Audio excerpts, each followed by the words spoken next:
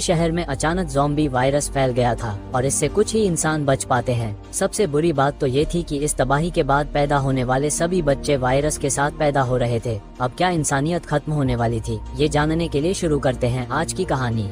दक्षिण सिटी में रहने वाला मार्क बचपन से ही अपने पिता के साथ एक सुनसान जंगल में रहता है। उसका कोई दोस्त नहीं है और उसे बाहरी दुनिया के बारे में कुछ नहीं पता। उसके पिता हमेशा चुप रहते हैं और मार्क को बस दो ही बातें सिखाते हैं। वो कहते हैं कि जंगल के बाहर ज़ॉम्बी भरे पड़े हैं और बचे हुए इंसान ज़ॉम्बी से भी ज्यादा खतरनाक हो गए हैं। दिन में उसके पिता शिकार करने जाते हैं और मार्क को अपनी सुरक्षा के लिए एक बंदूक दे जाते हैं।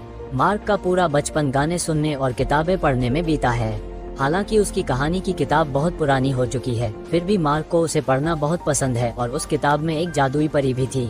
मार्क के हाथ पर बचपन से ही एम का निशान बना हुआ था और मार्क मानता है कि ये जादू का प्रतीक है और उसके नाम का पहला लेटर भी। तभी एक दिन जंगल में घूमते हुए मार्क को एक लोहे का कैंपर वैन दिखाई देता है। उसे डर लगता है कि अंदर कोई होगा, इसलिए वो पास नहीं जाता। लेकिन जिज्ञासु मार्क अगली सुबह पानी भरने के बहाने फिर से वैन के पास जाता है। वो हिम्मत करके चुपके से अंदर घुस जाता है। अंदर सब कुछ साफ सुथरा था, यहाँ तक कि बच्चों के खिलौने भी थे। इससे लगता है कि यहाँ जरूर कोई रहता है।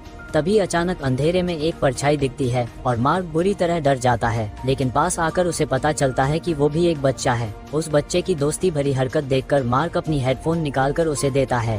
पहले तो लड़का भी डर जाता है, लेकिन जब वो खूबसूरत संगीत सुनता है तो उसके चेहरे पर मुस्कान आ जाती है। दोनों हमउम्र बच्चे जल्दी ही दोस्त बन जाते हैं। इस लड़के का नाम मिक्की होता है और वो अच्छे व्यवहार वाला था। विदा लेने से पहले वो बिना किसी हिचकिचाहट के अपना सबसे पसंदीदा खिलौना मार्क को दे देता है।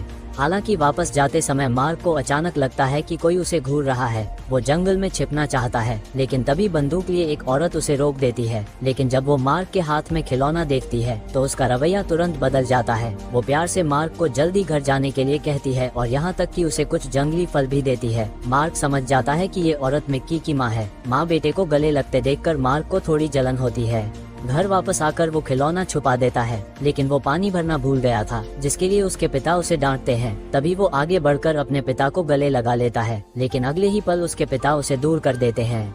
इसके बाद मार्क कई बार मिक्की की माँ से मिलता है। उसकी ममता भरी बातें उसे अपनी माँ की याद दिलाती हैं। एक दिन रात के खाने के समय वो आखिरकार हिम्मत करके अपनी माँ के बारे में पूछता है, लेकिन उसके पिता बस चुप रहते हैं। तो मार्क आगे पूछने की हिम्मत नहीं करता। वो चुपचाप खिड़की के पीछे छिपकर देखता है कि उसके पिता बाहर छिपकर एक वीडियो देख रहे हैं। अगली सुबह उसके पिता हमेशा की तरह शिकार के लिए निकलते हैं। अचानक उसे अजीब चीखें और गोलियों की आवाजें सुनाई देती हैं। उसे लगता है कि